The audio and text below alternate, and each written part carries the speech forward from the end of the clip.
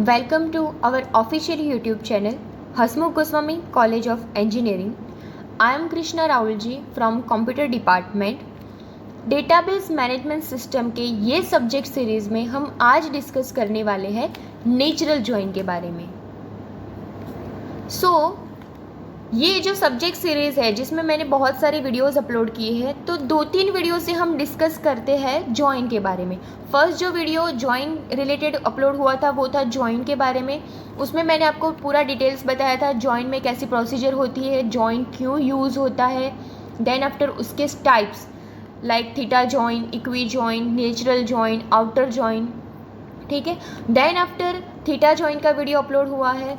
तो मैं आपको एक रिक्वेस्ट करूँगी कि अगर आपको नेचुरल जॉइन समझना है, वैसे तो कोई जॉइन एक दूसरे से रिलेटेड नहीं है, बट इसमें कैसे टर्म्स यूज़ होने वाले हैं वो आपको गाइड करेगा theta join and equi join. तो आप एक बार theta join and equi join जो मैंने वीडियो अपलोड किए हैं वो देख लेना। थीटा जॉइन में कंपैरिजन ऑपरेटर्स यूज़ होते थे लाइक ग्रेटर देन और इक्वल टू, लेस देन और इक्वल टू, ठीक है। देन आफ्टर मैंने उसमें सब कुछ ब्रीफली समझाया कि एक्चुअल प्रोसीजर कैसे होती है, कंपैरिजन ऑपरेटर कैसे यूज़ होते हैं in the theta join. Then after second video था इक्वी जॉइन के बारे में, उसमें भी मैंने पूरा प्रोसीजर बताया है इक्वी जॉइन के related.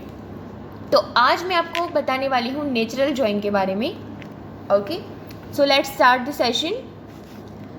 Natural join does not use any comparison operator. So मैंने बोला आपको कि आप theta join and equi join के वीडियोस देख लोगे तो आपको एक्चुअली पता चल जाएगा कंपैरिजन ऑपरेटर कैसे यूज़ होता है इन दी जॉइन प्रोसेस, ठीक है। तो कंपैरिजन ऑपरेटर जो है वो नेचुरल जॉइन में यूज़ नहीं होता।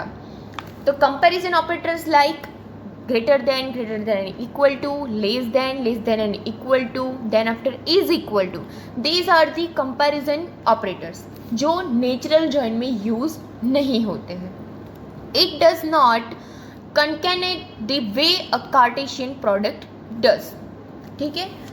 तो नेचुरल जॉइन में कोई कंपैरिजन ऑपरेटर यूज़ नहीं होता है, तो दो टेबल को कनकैट करने के लिए कार्टेशियन प्रोडक्ट जो है वो हम अप्लाई करें या ना करें, that is doesn't matter.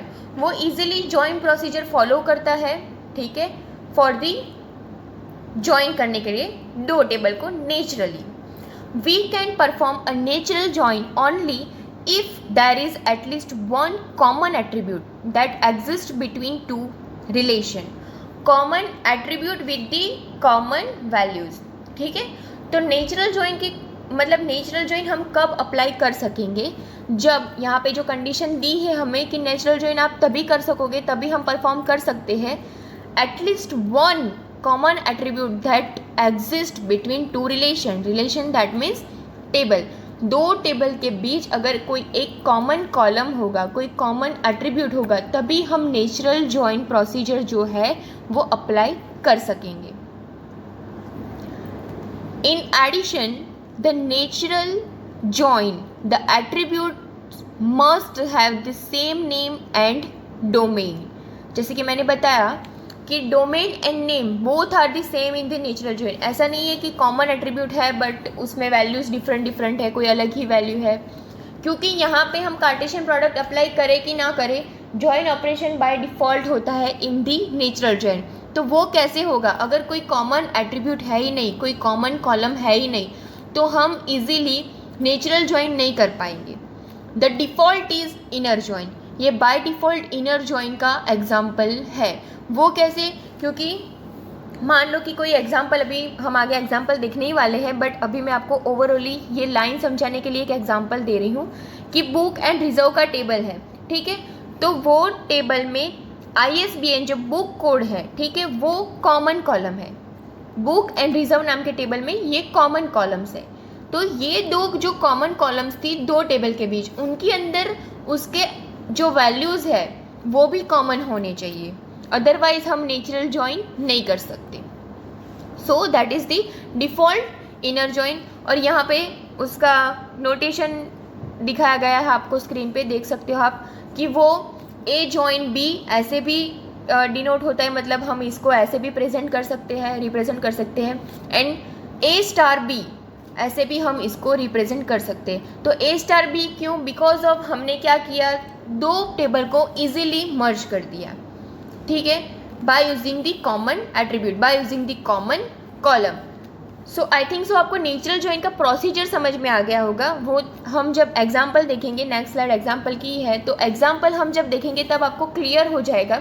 But natural join में मेन कंडीशन यही है कि फर्स्ट ऑफ ऑल वो जो भी प्रोसीजर यूज़ करता है उसके लिए उसको कॉमन एट्रीब्यूट चाहिए, कॉमन कॉलम चाहिए, उसके बाद नेचुरल जॉइन इजीली हो सकता है। एंड नेचुरल जॉइन में कंपैरिजन ऑपरेटर्स कोई भी यूज़ नहीं होते हैं, ठीक है। सो नेचुरल जॉइन अगर हम लेने जाए तो इक्वी जॉइन के जैसा भी बन सकता है, बिकॉज ऑफ उसके बीच एक कॉमन कॉलम है, पूरा एक कॉमन सेक्शन है दो टेबल के बीच। सो बाय यूजिंग दैट ऑपरेटर हम इजीली बोल सकते हैं कि नेचुरल जॉइन हो सकता है कि नहीं हो सकता। यस, सो आप देख सकते हो यहाँ पे एग्जाम्पल है, दो टेबल है हमारे सामने, एक course table then after HOD table. उन दोनों को यहाँ पे नीचे जो डिस्प्ले किया गया है वो रिजल्ट टेबल है।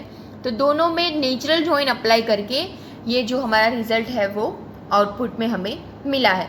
तो हम देखते हैं, एग्जाम्पल को समझते हैं अच्छे से। यस, तो फर्स्ट जो कोर्स नाम का टेबल है वहाँ पे हमारे पास 3 कॉलम्स है, देन आफ्टर 3 रोज है। HOD जो टेबल है, HOD नेम द रिलेशन, उसमें भी हमारे पास 2 कॉलम्स है एंड 3 रोज है, ठीक है। तो अब हमें ये देखना है, पहले तो ये ऑब्जर्व करना है कि दो टेबल के बीच कोई कॉमन कॉलम है कि नहीं, कोई कॉमन एट्रीब्यूट है कि नहीं। अगर है तो यस, हम आगे प्रोसेस कर सकते हैं, नेचुरल जॉइन कर सकते हैं। बट अगर कॉमन कॉलम नहीं है तो हम आगे कोई भी प्रोसेस नहीं कर सकते, क्योंकि नेचुरल जॉइन की बेसिक कंडीशन ही यही है कि अगर कॉमन एट्रीब्यूट है तो नेचुरल जॉइन पॉसिबल है, otherwise not possible. So first column is CID यानी कि course ID, then after course उसके नेम्स है कोर्स के, देन आफ्टर डिपार्टमेंट, वो कोर्स जो है वो किस डिपार्टमेंट से बिलोंग करता है। सामने हम HOD टेबल देखने जाए तो वहाँ पे है department, okay, then second column है हेड।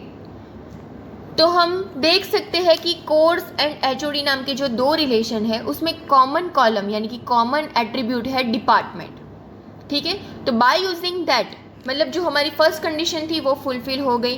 तो अब हम नेचुरल जॉइन कर सकते हैं, क्योंकि हमें एक कॉमन एट्रीब्यूट मिल गया जो 2 टेबल को क्या करता है, इक्वलाइज करता है, ठीक है।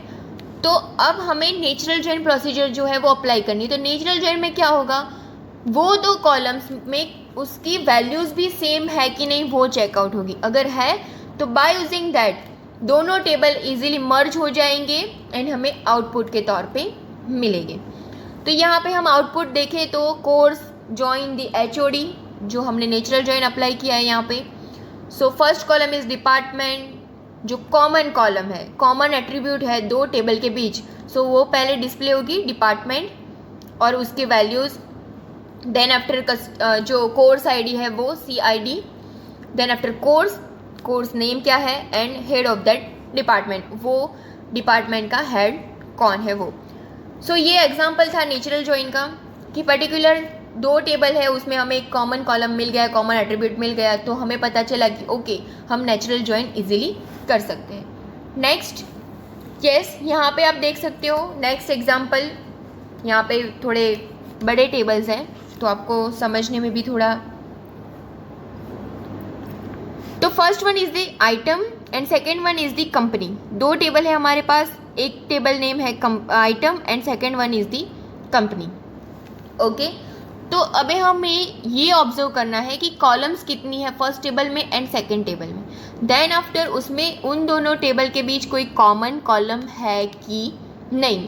तो यहाँ पे मैंने वैसे तो डिस्प्ले कर ही दिया है कि कौन सा कॉलम जो है, कौन सा एट्रीब्यूट है जो कॉमन है 2 टेबल के बीच, कंपनी ID, ठीक है, ये मैंने ऑब्जर्व कर ही दिया था। तो मैंने यहाँ पे मेंशन किया है आप लोगों को कि कंपनी ID जो है वो आइटम टेबल में भी है एंड कंपनी टेबल में भी है।